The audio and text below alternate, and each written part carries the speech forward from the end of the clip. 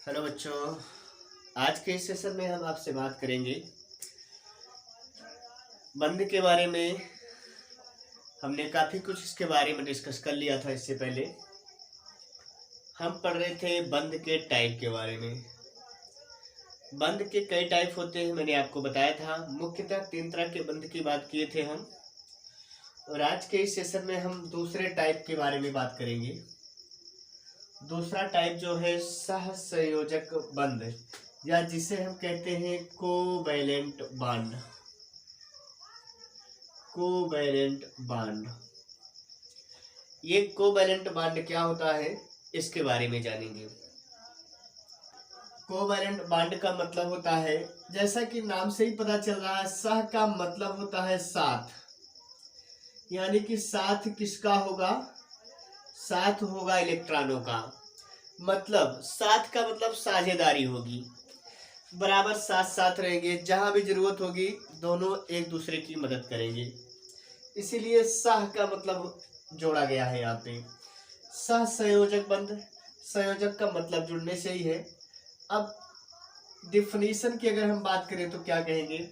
अष्टक विन्यास अथवा स्थायी विन्यास प्राप्त करने हेतु जब किसी तत्व के परमाणु के द्वारा इलेक्ट्रॉन युग्मों की साझेदारी की जाती है तो सहसंयोजक बंध बनेंगे। तो डिफिनीशन में पॉइंट आपका क्या है? इलेक्ट्रॉन युग्मों की साझेदारी, यही पॉइंट हमें याद रखना है। इलेक्ट्रॉन युग्मों की साझेदारी, बिल्कुल सिंपल सी डिफिनीशन है, इसे याद रख सकते हैं। सहसंयोजक बंध कहलाता है। बिल्कुल सिंपल सी डिफिनीशन। इलेक्ट्रॉन युग्मों की साझेदारी होगी। यहाँ पर इलेक्ट्रॉन युग्मों की साझेदारी कैसे होगी जरा देखिए, एग्जाम्पल लेके थोड़ा सा समझते हैं। जैसे आपके पास हाइड्रोजन है, हाइड्रोजन का जो मॉलिक्यूल बना है, जो हाइड्रोजन अणु बना है, इसमें सहसंयोजक बंध है। कैसे जरा देखिए, हाइड्रोजन का एटॉमिक नंबर 1 है, इसलिए इसके बाह्यतम कोश में एक ही इलेक्ट्रॉन होता है, एक ही इलेक्ट्रॉन होगा। तो अगर केवल हाइड्रोजन की बात अगर कर ली जाए तो एक हाइड्रोजन ही अकेला है जो अपने लास्ट यानी बाह्यतम कोश में 2 इलेक्ट्रॉन रखता है, और यहीं पर ये क्या होता है? पूरी तरह से संतुष्ट होता है। तो इसका जो अष्टक विन्यास होगा, एक तरह से कह लें कि अगर इससे 2 इलेक्ट्रॉन मिल जाए इसके बाह्यतम कोश में तो इसका अष्टक विन्यास वही हो जाता है। केवल हाइड्रोजन में ही ऐसा देखने को मिलेगा, अन्यथा नहीं। तो यहाँ पर जरूरत पड़ेगी तो ये मॉलिक्यूल इस वाले हाइड्रोजन को देगा, और ये वाला हाइड्रोजन इस वाले हाइड्रोजन को इलेक्ट्रॉन देगा। तो इस तरह से आप अगर देखें तो यहाँ पर दोनों को जरूरत पड़ने पर दोनों की साझेदारी का मामला है। इसलिए ऐसा बंध अगर हमें देखने को मिले तो हम उसे कहेंगे सहसंयोजक बंध। एक और एग्जांपल से देखते हैं। दूसरा है नाइट्रोजन अणु, अगर हम ले लें N2। नाइट्रोजन में अगर देखें तो इसका इलेक्ट्रॉनिक विन्यास करें तो 7 एटॉमिक नंबर है इसका, और 7 का करें तो 2 और 5 आएगा, यानी बाह्यतम कोश में 5 इलेक्ट्रॉन है, इसे चाहिए 3 इलेक्ट्रॉन। अब नाइट्रोजन ये है, नाइट्रोजन ये हो गया, तो इसके बाह्यतम कोश में कितने इलेक्ट्रॉन है? 5 इलेक्ट्रॉन है। 2 मैं यहां लिख दे रहा हूं। सेम इसमें भी वही कंडीशन होगी, सेम यहां पर कंडीशन होगी। तो ये इलेक्ट्रॉन हम इधर ना लिखकर इधर लिखेंगे, क्योंकि हम यहाँ दिखाएंगे साझेदारी।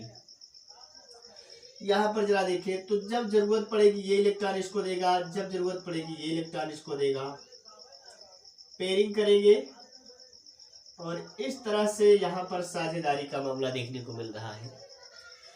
तो नाइट्रोजन के परमाणु में एक ही प्रकार के परमाणु है ये, इनमें सहसंयोजक बंध देखने को मिल रहा है।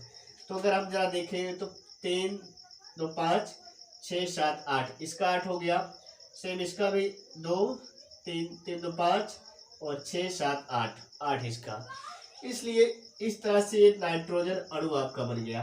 तो इसके मध्य भी आपको सहसंयोजक बंध देखने को मिल रहा है। सेम अगर और भी आप एग्जांपल देखना चाहें तो ऑक्सीजन O2 के अणु में आप देखिए, O2 के अणु में ऑक्सीजन ऑक्सीजन के मध्य में, ऑक्सीजन का एटॉमिक नंबर आपका कितना होता है? 8 होता है। अगर ऑक्सीजन का 8 है तो इसके बाह्यतम कोश में इलेक्ट्रॉनिक विन्यास करें तो 6 आता है, और 6 आने का मतलब इसके बाह्यतम कोश में 6 इलेक्ट्रॉन हम दिखाएंगे। सेम कंडीशन इसमें भी ऑक्सीजन में होगी। तो लेकिन इसके बाह्यतम कोश में अष्टक विन्यास होना चाहिए, तो ये 2 इलेक्ट्रॉन की कमी पड़ रही है, तो ये 2 इलेक्ट्रॉनों की साझेदारी कर लेंगे, 2 इलेक्ट्रॉनों की साझेदारी कर लेंगे और इस तरह से ऑक्सीजन का अणु बन जाएगा। और अगर आप एग्जाम्पल देखना चाहें तो और भी एग्जाम्पल है। HCl अणु में आप एग्जाम्पल देखिए तो हाइड्रोजन आपका बाह्यतम कोश में 1 इलेक्ट्रॉन है, क्लोरीन के बाह्यतम कोश में 1 इलेक्ट्रॉन है, 7 इलेक्ट्रॉन है, 7 इलेक्ट्रॉन है, और यहाँ पर 1 इलेक्ट्रॉन की साझेदारी देखने को मिल रही है। तो इस तरह से अगर आप देखें तो सहसंयोजक बंध आपको क्लियर समझ में आ गया होगा। नेक्स्ट पॉइंट पे हम चलते हैं। अब देखेंगे सहसंयोजकता क्या होती है।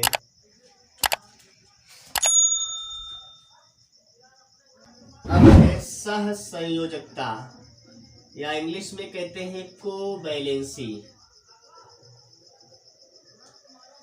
जितने भी इलेक्ट्रॉन युग्मों की साझेदारी की जाती है वही उस तत्व की सहसंयोजकता हो जाएगी।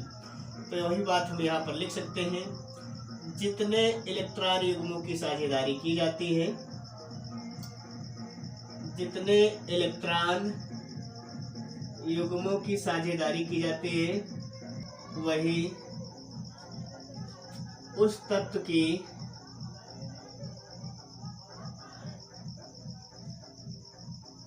सहसंयोजकता कहलाती है। ये हो गया क्लियर। अब चलते हैं नेक्स्ट पॉइंट पे। अब सवाल उठता है कि सहसंयोजक बंध कब बनते हैं, यानी कोवैलेंट बॉन्ड कब बनते हैं, इसमें हम समझेंगे। पहला पॉइंट बिल्कुल जैसे हमने डेफिनेशन बताई है, पहला पॉइंट तो वही लिखेंगे, जब इलेक्ट्रॉन युग्मों की साझेदारी होती है। पहला पॉइंट तो यही लिखेंगे, अष्टक विन्यास अथवा अस्थायी विन्यास प्राप्त हेतु जब इलेक्ट्रॉन युग्मों की साझेदारी होती है तो सहसंयोजक बंध बनते हैं।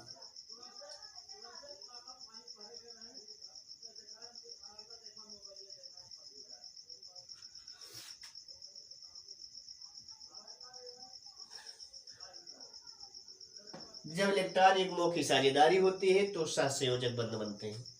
पहला पॉइंट हो गया। दूसरा पॉइंट लिखेंगे, अर्धातु तत्व के परमाणुओं के मध्य, अर्धातु तत्व के परमाणुओं के मध्य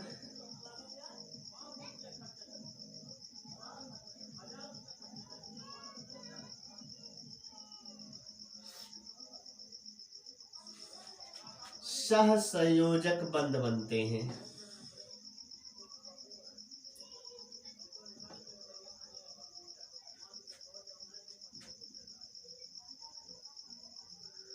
दूसरा पॉइंट ये हो गया, अर्धातु तत्व के परमाणुओं के मध्य सहसंयोजक बंध बनते हैं। बिल्कुल बहुत ही आसान है। तीसरा पॉइंट लिखेंगे। तीसरा पॉइंट क्या है? तीसरा पॉइंट में एक ही प्रकार के परमाणुओं के मध्य सहसंयोजक बंध बनते हैं। एक ही प्रकार के परमाणुओं के मध्य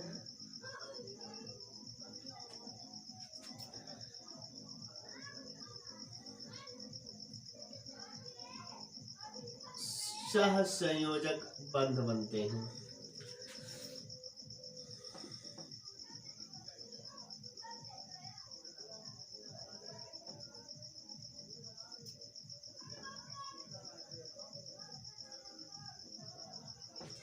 एक ही प्रकार के परमाणुओं के मध्य सहसंयोजक बंध बनते हैं। ये भी पॉइंट क्लियर हो गया आपको। नेक्स्ट पॉइंट क्या है? नेक्स्ट पॉइंट में लिखेंगे जब दो तत्वों के परमाणुओं के मध्य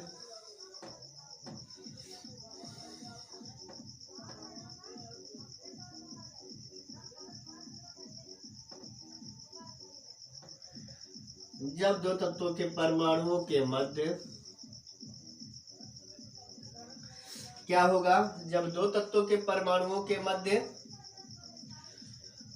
ऋण विद्युतताओं का अंतर, इलेक्ट्रोनिगेटिविटी, ऋण विद्युतताओं का अंतर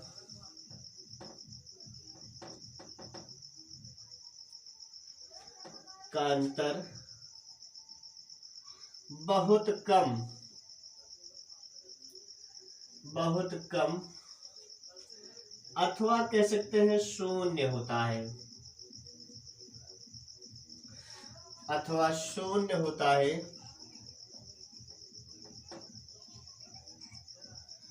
तो सहसंयोजक बंध बनते हैं। सहसंयोजक बंध बनते हैं। इतने पॉइंट आप मेंशन कर सकते हैं। आपसे कोई सवाल करे सहसंयोजक बंध कब बनते हैं, तो ये 4 पॉइंट आप नोट कर सकते हैं। जब तत्वों के परमाणुओं के मध्य इलेक्ट्रॉन युग्मों की साझेदारी होती है तो सहसंयोजक बंध बनते हैं। एक ही प्रकार के परमाणुओं के मध्य सहसंयोजक बंध बनते हैं। अधातु तत्व के परमाणुओं के मध्य सहसंयोजक बंध बनते हैं। और जब तत्वों के परमाणुओं के मध्य उनके ऋण विद्युतताओं का अंतर बहुत कम अथवा शून्य होता है तो सहसंयोजक बंध बनते हैं। इसे आप नोट कर सकते हैं।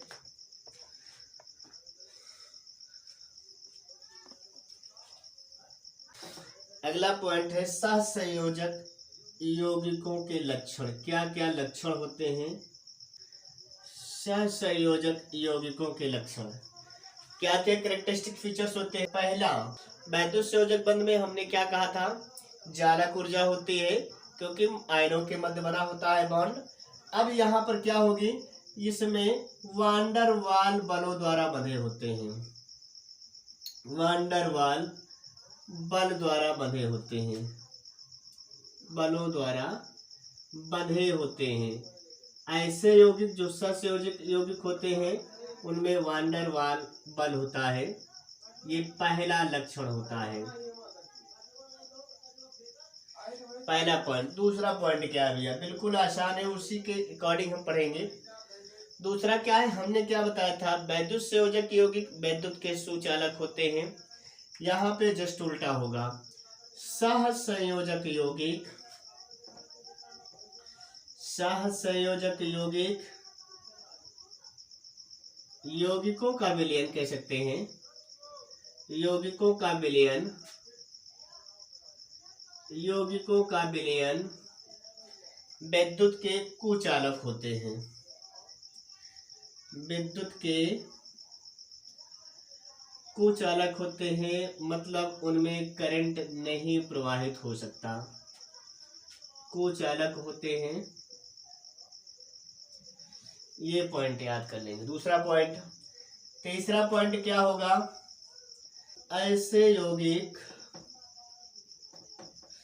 ऐसे यौगिक ध्रुवीय विलायकों में अविलेय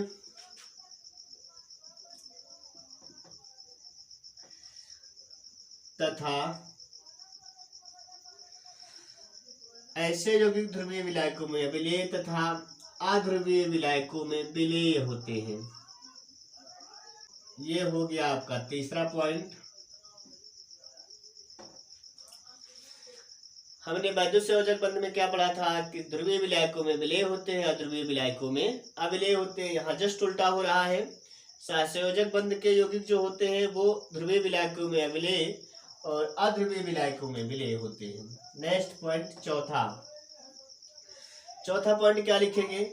हमने वैद्युत संयोजक यौगिक में पढ़ा था कि वो अधिशात्मक होते हैं, लेकिन इसमें इस तरह से बंधे होते हैं सारे तत्व कि उनमें एक विशेष प्रकार का कोण बनता है, अर्थात ऐसे यौगिक के मध्य एक निश्चित कोण बनता है, एक निश्चित कोण बनता है, यानी ये दिशात्मक होते हैं, अर्थात ये दिशात्मक होते हैं। दिशात्मक होने का मतलब, जैसे आपका एग्जांपल ले लेते हैं, जैसे आपके पास है जल का अणु, ये है जल का अणु। ये अणु जब आपस में सहसंयोजक बंध के द्वारा जुड़े होते हैं तो इसमें 101 डिग्री 27 मिनट का कोण बनता है। ये इस तरह से आप यहाँ पर देखें तो एक निश्चित तरह के कोण होते हैं, मतलब खिंचाव होता है एक तरफ। तो इस तरह हमें सहसंयोजक यौगिकों के जो कैरेक्टरिस्टिक फीचर्स है वो देखने को मिलते हैं।